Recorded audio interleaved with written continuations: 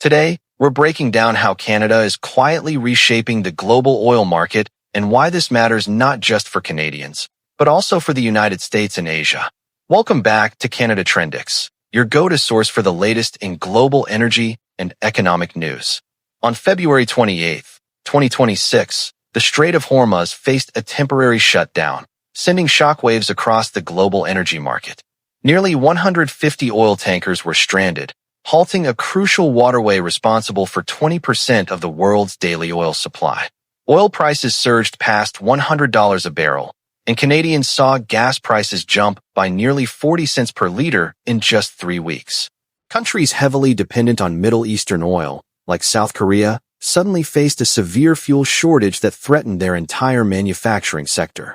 The International Energy Agency even described this as the largest disruption in global oil supply in decades. Here's where Canada comes into the spotlight. While many expected Asia to scramble for alternative suppliers in Europe or Russia, an interesting pattern emerged.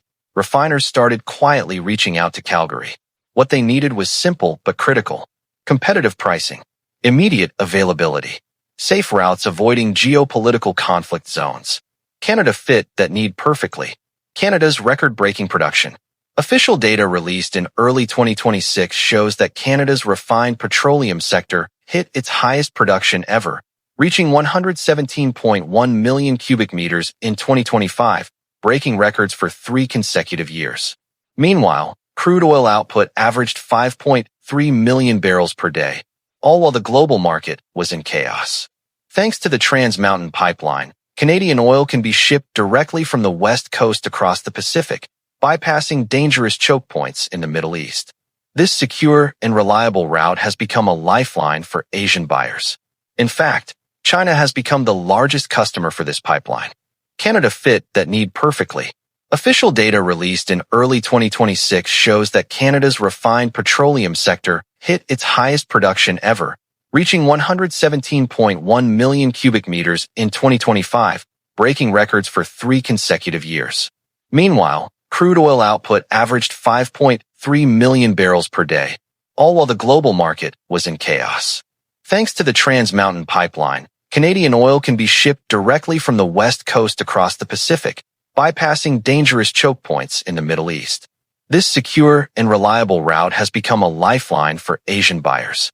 In fact, China has become the largest customer for this pipeline, and South Korean refiners activated emergency plans to secure Canadian crude immediately. This surge in Asian demand is also reshaping North American energy trade. For years, Washington assumed the U.S. could operate independently of Canadian oil. But reality tells a different story. American refineries on the Gulf Coast are designed to process heavy crude oil, often sourced from Canada, the Middle East, or Venezuela. With the Strait of Hormuz disrupted and Venezuelan supplies unreliable, these refineries face shortages. Meanwhile, Canada now has a direct, secure path to sell its oil to Asia at a premium, shifting leverage in upcoming trade negotiations.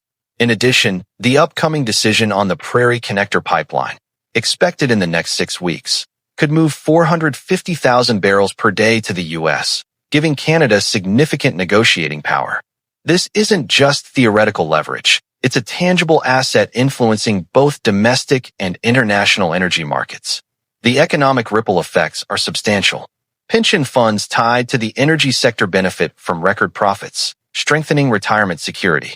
Provincial royalties increase, funding healthcare, infrastructure, and public services. Even the recent federal fuel tax cut of 10 cents per liter is partially supported by this energy boom. However, record production comes with challenges. Balancing immediate economic gains with long-term climate commitments remains tricky. Carbon pricing and environmental debates continue to shape the industry's future. Additionally, the current surge is crisis-driven. Once Middle Eastern shipping lanes normalize, some buyers may return to their previous suppliers.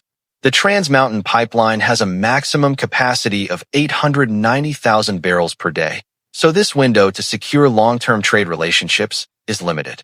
For now, Canada's infrastructure, quietly built over the past few years, has proven its value.